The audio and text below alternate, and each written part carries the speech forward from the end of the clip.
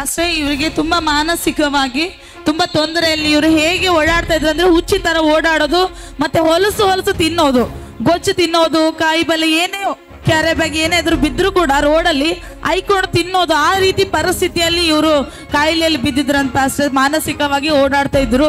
ಅವ್ರು ಹೇಳ್ತಾ ಇದ್ದಾರೆ, ನಾವು ಚರ್ಚಿಗೆ ಬರುವುದರಿಂದ ನಾನು ತುಂಬಾ ಬಿಡುಗಡೆ ಆಗಿದ್ದೀನಿ, ಇಲ್ಲಾಂದ್ರೆ ನಾನು ಹುಚ್ಚಿ ತರ ಓಡಾಡ್ತಾ ಇದ್ದೆ ಅಂತ ಹೇಳ್ತಾ ಇದ್ದಾರೆ ಪಾಸ್ಟರ್. ಇದು ಎಷ್ಟು ವರ್ಷದಿಂದ ಹೇಳ್ತಾ ಇದ್ದೀರಿ ಇದು ಮಾತು? 20 ವರ್ಷ ಐತ್ರಿ ನನಗ ಹಂಗಾಗ್ಲತ್ತಿ. ಏನೇನ್ ಆಗ್ತೈತಿ? ಕುಲ್ಲ ಹೇಳಿ ದೇವ್ರ ಮಹಿಮೆ ಜಾಗದಾಗ ಏನೇನ್ ಗಲೀಜ್ ಹಿಂಗ ಹುಚ್ಚ ಟೈಪ್ ಹಿಂಗ್ ತಲೆ ಕ್ಯಾರ್ಕೊಂಬದು, ಮೈ ಕ್ಯಾರ್ಕೊಂಬದು, ಎತ್ ಬಿ ಓಡಿ ಹೋಗೋದು, ಏಸ್ ಬಿ ನೀರ್ ಕುಡಿಬಹುದು, ಏಸ್ ಕೊಂಡ್ರಿ ಎತ್ತೈತಿವೋ ಏನೋ ರೀ, ಕುಡಿಬೇಕು ಯಾವ್ದು ಬಿ ಗೊಜ್ಜು ನೀರ್ ಇಂತ ಯಾವ್ದು ಬಿ ಹೊಲ್ಸ್ ಕೆಲ್ಸದು ನೀರ್ಗು. ಮತ್ ಎತ್ ಬಿ ಬಿಟ್ಟು ಎಲ್ಲಿ ಬಾಯಿ ಬೀಳಿ, ಕೆರೆ ಬೀಳಿ, ತರಿ ಬೀಳಿ, ಎತ್ ಬಿ ಓಡಿ ಹೋಯ್ತಿದ್ದಾರಿ. ನನಗೆ ಏನ್ ಬಿನೇ ಗೊತ್ತೇ ಇದ್ದಿಲ್ಲ.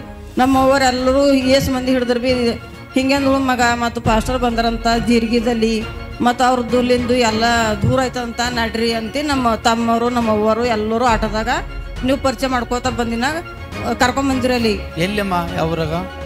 ಜೀರಿಗೆದಾಗ್ರಿ, ಜೀರಿಗೆ ತಾಳದಾಗ್ರಿ, ಜೀರಾ ಫಂಕ್ಷನ್ ಹಾಲ್, ಜೀರಿಗೆ ಫಂಕ್ಷನ್ ಹಾಲ್ನಾಗ್ರಿ.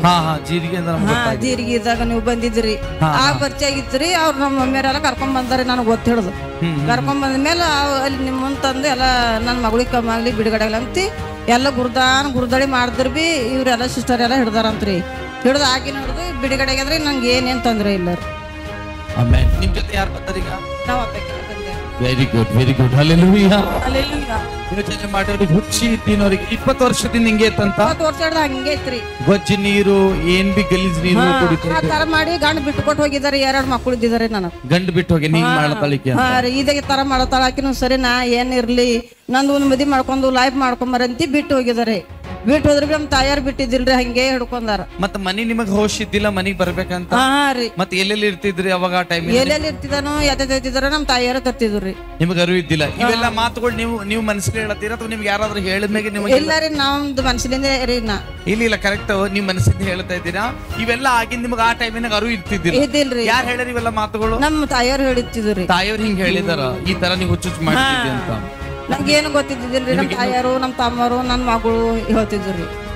ಅವ್ರಲಿಂದ ಸಾಕ್ಷಿ ಹೇಳ್ತಂತ ಹೇಳ್ತೇವೆ.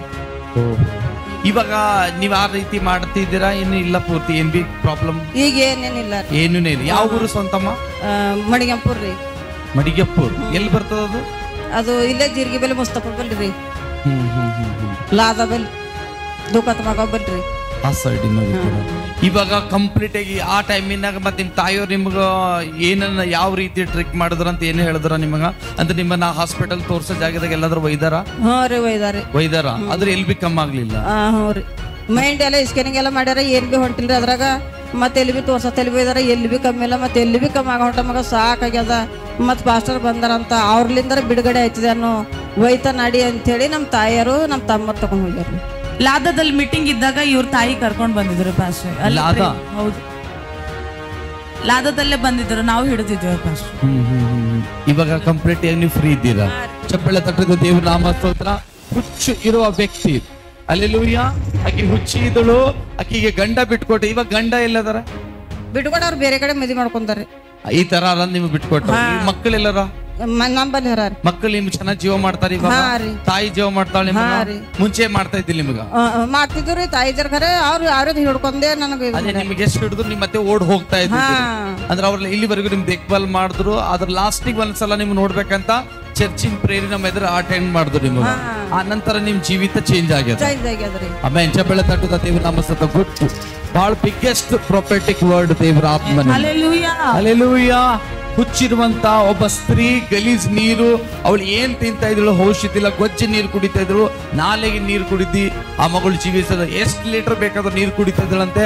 ಮತ್ತೆ ಸ್ಕ್ಯಾನಿಂಗ್ ಮಾಡಿದ್ರೆ ಅರ್ಥವಾಗ್ತಾ ಇದ್ದಿಲ್ಲ. ಎಲ್ಲೋ ತೋರಿಸೋ ಜಾಗದ ಹೋದ್ರು ಎಲ್ಲೂ ಬಿಡುಗಡೆ ಆಗ್ಲಿಲ್ಲ. ಕಡೆಗೆ ಒಂದು ಪ್ರೇಯರ್ ಮೀಟಿಂಗ್ ಎಲ್ಲ ಅಟೆಂಡ್ ಆದಾಗ ಆ ಹುಚ್ಚುತನ ದೇವರು ಬಿಡುಗಡೆ ಮಾಡಿದ್ದಾರೆ. ಹಲ್ಲೆಲೂಯಾ. ಇವಾಗ ಅವರು ಅವಾಗ ಎಷ್ಟು ಜನ ಕೈ ಕರ್ಕೊಂಡು ಬಂದಿರು ಇವರಿಗೆ? ತಾಯಿ ತಮ್ಮ ಇಬ್ಬರು ಅತಿಥಿಯರು, ಒಬ್ಬ ಅಣ್ಣ, ನನ್ನ ಮಗಳು, 5-6 ಮಂದಿ ಆಟೋದಾಗ ಕರ್ಕೊಂಡು ಬಂದಿದ್ರು ಅಲ್ಲಿ. ಈಗ ನಿಮ್ಗೆ ಯಾರು ಕರ್ಕೊಂಡ್ ಬಂದ್ರಿ ಇಲ್ಲಿ? ಈಗ ಯಾರಿಲ್ಲ, ನಾವ್ ಒಬ್ಬಕಿನೇ ಬಂದೇವ್. ಹಲ್ಲೆಲೂಯಾ. ದೇವರ ಬ್ಲೆಸ್ ಮಾಡಿದ್ರೆ ಜರೂರತ್ ಯಾರ್ದು ಬಿ ಇಲ್ಲ ರೀ. ಹಲ್ಲೆಲೂಯಾ.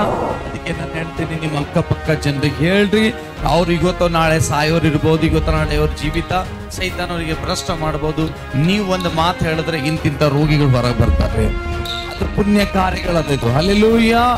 ಇಂಥವರಿಗೆ ಡಾಕ್ಟರ್ ಕೈ ಬಿಟ್ಟಿರ್ಬೋದು, ಅನೇಕ ಇವ್ರಿಗೆ ಪ್ರೀತಿ ಮಾಡೋರು ಕೈ ಬಿಟ್ಟಿರ್ಬೋದು, ಆದ್ರೆ ದೇವರ ಯೋಜನೆಯಿಂದ ಸಭೆಗಳನ್ನು ಕೈ ಹಿಡಿಯೋ ನಡೆಸುವಂತದ್ದಾಗಿದೆ.